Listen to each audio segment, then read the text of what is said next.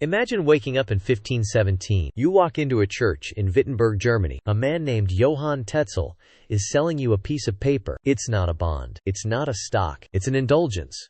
You pay him gold, and he gives you a certificate that says your sins are forgiven. The rich bought them to wipe their consciences clean while continuing to sin. The poor starved to pay for them. The church got rich. The economy collapsed into a moral and financial crisis that tore Europe apart for a century. Now, fast forward to 2026. The paper has changed. The priests are now bureaucrats in Brussels and Washington. The sin is no longer heresy, it's carbon, and the indulgence is called a carbon credit. We are watching the exact same cycle repeat. A fabricated asset class, sold by the powerful to the productive, creating a bubble that is about to burst. They thought they were different. They thought they could financialize the air we breathe without breaking the global economy. They were wrong. Let's look at the crime scene. On March 4, 2014, Chinese Premier Li Keqiang stood before 3,000 delegates and declared a war on pollution.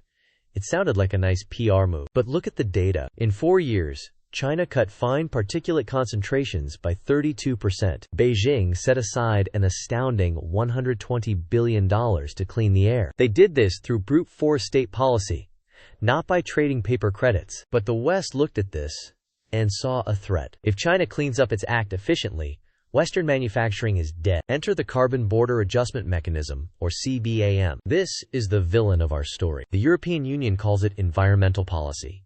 It is not. It is a tariff wall. It requires foreign companies to buy carbon certificates to sell goods in Europe. If you are an Indian steelmaker or a Brazilian farmer, you now have to pay a tax to Brussels to do business. This forces export-heavy nations to devalue their currencies to remain competitive against the added cost. It's a silent currency war. The West is effectively exporting inflation. They require the Global South to purchase credits priced in euros or dollars, draining emerging market foreign reserves, and artificially propping up Western fiat demand. They thought they were different. They thought they could disguise protectionism as altruism, and the world wouldn't notice. But the Global South noticed. History loves a good sequel. In 2008, the world collapsed because banks took garbage mortgages, wrapped them in a bow, stamped them AAA, and sold them as safe assets. We are doing it again. Right now, the voluntary carbon market is valued at over $2 billion, with Bloomberg NEF predicting it will hit $1.1 trillion by 2050. But what is the asset? It's phantom credits.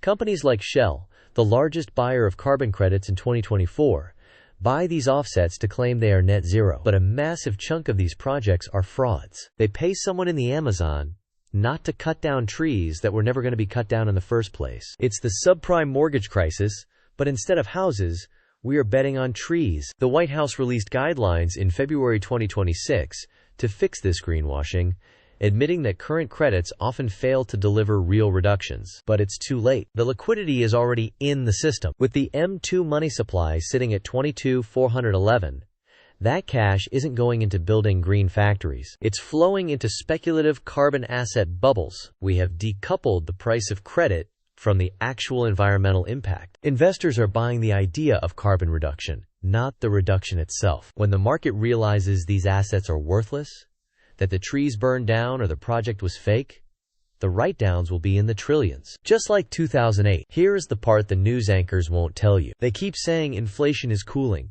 They are lying. Look at the CPI index, sitting at 326.030. Now, layer on mandatory carbon pricing. When you force every step of the supply chain to buy carbon credits, you are not just adding a tax, you are creating a structural inflationary floor. Prices cannot normalize because the cost of compliance is baked into the base layer of the economy. Even with Fed funds rates stabilizing at 3.64%, the real cost of capital for industrial companies is double that. Why? Because they have to pay the bank interest, plus the carbon risk premium.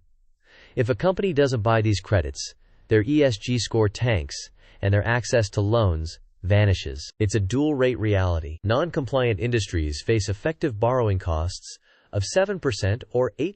This crushes small businesses that can't afford the compliance teams, leaving only the massive conglomerates standing. It's corporate consolidation masquerading as climate action. Ryan Gellert, the CEO of Patagonia, said it plainly. Companies continue to invest in sustainability, though many are no longer broadcasting it. Why? Because they know the backlash is coming. They know that green on the label is starting to mean expensive to the consumer. They thought they were different. They thought they could print money, restrict supply, and tax production without causing permanent inflation. History calls that stagflation, and it destroys empires. This brings us to the endgame. The weaponization of carbon is the final straw for the dollar system. You have to understand the arrogance here. The West is telling the BRICS nations, to sell to us, you must buy our permission slips, priced in our currency.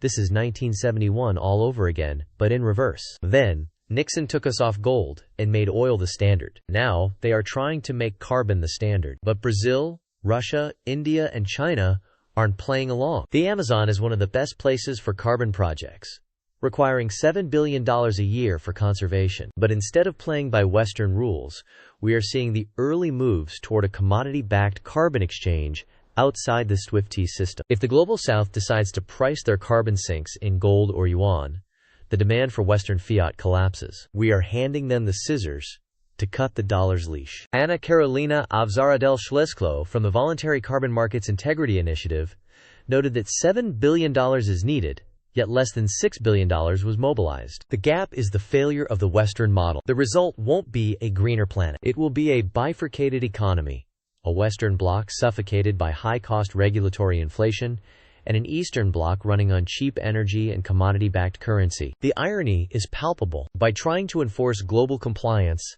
the West is accelerating its own irrelevance. 3 times history has shown us this pattern. The sale of indulgences tried to monetize morality and broke the church. The subprime crisis tried to monetize bad debt and broke the banks. Now, the carbon credit market is trying to monetize the air itself. They thought they were different. They thought that this time, the math would work. It won't. We are walking into a trap of permanent inflation and geopolitical fracturing. The silent currency war has already started. The only question is, are you holding the paper that's about to burn, or the assets that survive the fire? Class dismissed.